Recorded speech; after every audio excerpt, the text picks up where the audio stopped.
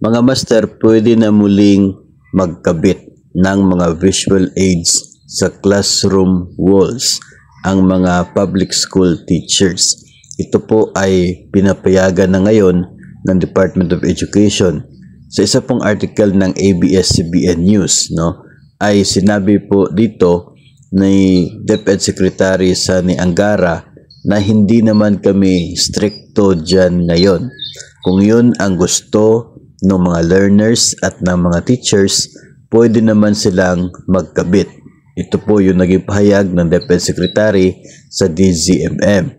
Ayon daw sa kanya ay ang visual aids are expressions of creativity that can help learning.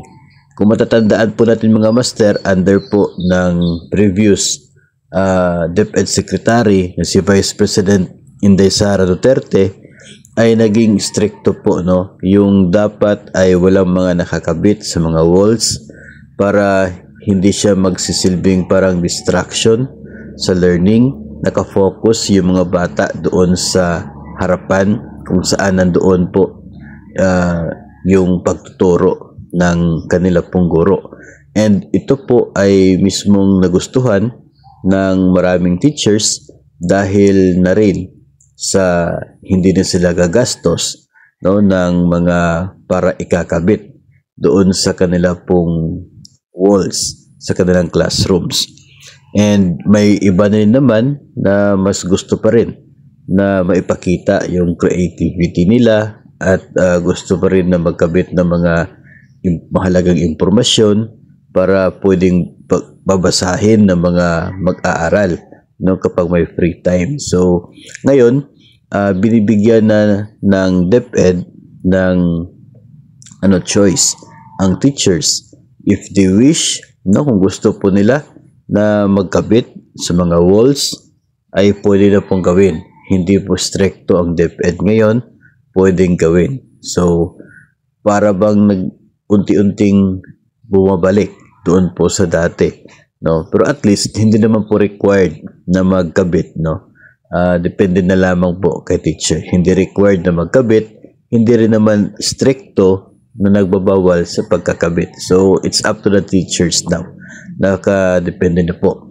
Especially ngayon, na panahon po ng Brigada Eskwela, and by Monday, sa June 16, magsisimula na po yung klase. So, mahalaga po na aware ang mga guro na ganito po yung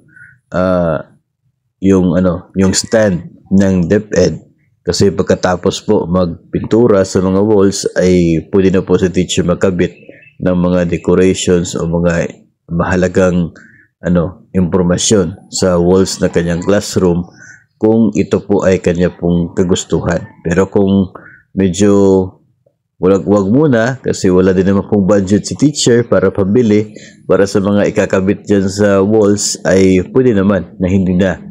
So kayo po ba mga master, kung kayo po ay ang papipiliin, kayo po ba ay nakahanda na magkabit muli ng mga impormasyon sa mga walls ng inyong pong classroom, o tuloy-tuloy lamang po yung walang mga nakakabit at para makaka-focus ang mga learners doon po sa harapan?